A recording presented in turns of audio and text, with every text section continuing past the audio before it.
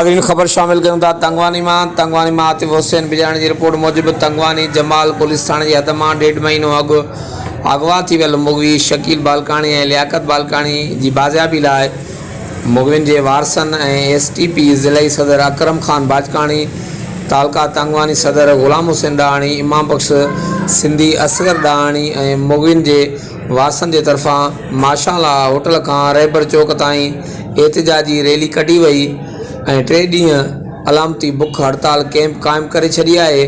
वधीक मीडिया सां ॻाल्हाईंदे चयो त शकील अहमद ऐं लियाकत अली बालकानी गुज़िरियल 1.5 महीने खां जेका आहे पुलिस जेका धाड़ेलनि जे चंबे में आहिनि पर इंतज़ामिया कुझु करण लाइ तयारु कोन्हे। उनजा वारिस लाचार ऐं मजबूर थी ताकि पसंद हाउस आया ऐं असांखे अपील कयूं त असांजो आवाज़ थियो ऐं असां रोड बंदि कयूं था, हाईवे बंदि कयूं था, मदद कयो।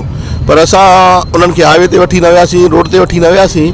असां चाहियो त पुलिस सां सहकार कयूं। SSP साहिबु नओं आयो आहे, उन सां उनजी मदद कयूं ऐं अॼु असां उन सां सहकार कंदे एहतियाजी कैंप क़ाइमु करण जो ऐलान कयोसीं जेका लगातार 3 ॾींहंनि ताईं हिते जारी रहंदी ऐं हिन 3 ॾींहंनि खां पोइ जेका 3 ॾींहं ॿिया जेका आहे कंदकोट में जारी रहंदो।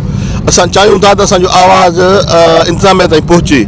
ही माण्हू किडनैप आहिनि, जिन घर मां माण्हू अगवा आहिनि उन घरनि जी कैफ़ियत छा हूंदो, उनजे माउ ऐं पीउ जो असर छा हूंदो।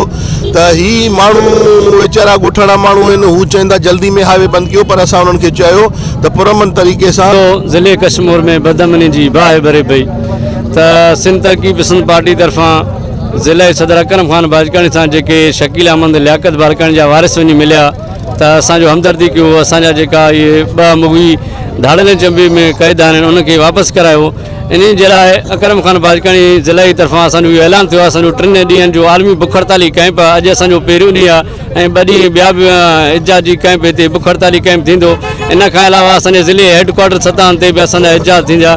जेसिताईं ही मुगवी असांजा बाज़ियाब न थींदा तेसिताईं एहतिजाज जारी ऐं सारी रहंदा।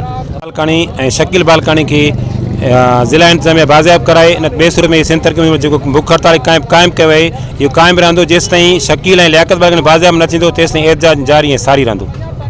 ॾिसो 33-34 ॾींहं गुज़रण बावजूद जेको आहे सो SHO रमज़ान लाशारी उन्हनि खे जेको आहे सो बाज़ियाब न करे सघियो आहे। बिरादरी जे माण्हुनि खे रुगो थला दिलासा आसरा ऐं हुननि 1-2 गिरफ़्तारियूं बि कयूं आहिनि ऐं असां इहो सम्झूं था पिया त SHO जेके ॾोहारी आहिनि उन्हनि जो मुकमिल तौरु सहूलियत कराए। जेके जवाबदार ॾोहारी असांजे हिन अगवा में मुलविस आहिनि छोकिरनि जंहिंमें त पुलिस मुकमिल तौर ते उन्हनि खे जेको आहे सो सहूलियतकारी मुहैया करे थो पियो। मुतलबा सिंध तरक़ी पार्टी जा जेको इहा तारीख़ शुरू कई आहे मुगवी शकील बालकानी ऐं लियाकत बालकानी जे बाज़ियाब जे लाइ गुज़िरियल 1 महीनो 6 ॾींहं गुज़री विया, लेकिन कश्मीर पुलिस SHO जमाल उन मुगविन खे बाज़ियाब करण में जेको नाकाम। असांखे SHO जेको रमज़ान लाशारी जेको हुयो अॻ में असां जेके नाजाइज़ी यका कंदो रहियो, यका नाजाइज़ी कंदो रहियो, रोज़ दिलासा ॾींदो रहियो, असां कुझु बि न चयोसीं। अॼु अचां थो, सुबुह अचां थो, कांड खावां थो, जॾहिं असांजा माण्हू खणिजी विया आहिनि उन्हनि में चए पियो त 15 मिंट कलाक असांखे अॻ में ख़बर पइजी वियो त तव्हांजा माण्हू अगवा थींदा।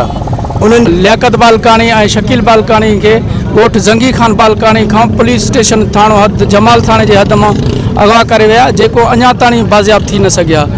पूरी 35 ॾींहं गुज़री विया आहिनि। शकील अहमद ऐं लियाकत अहमद बालकानी अगवा थी विया आहिनि। अगवा बावजूद जमाल जो SHO लागर मोहम्मद रमज़ान जेको लाशारी आहे उहो मिलण जे लाइ तयारु न हुयो। रुगो ठला दिलासा ॾे पोइ कंडूं तयारु कयो, मुगवी मोटिया थो, मुगवी में पर कुझु कोन थियो। अफ़सोस आहे चवणु थो पए ज़िले कश्मीर जा MN MP किथे आहिनि।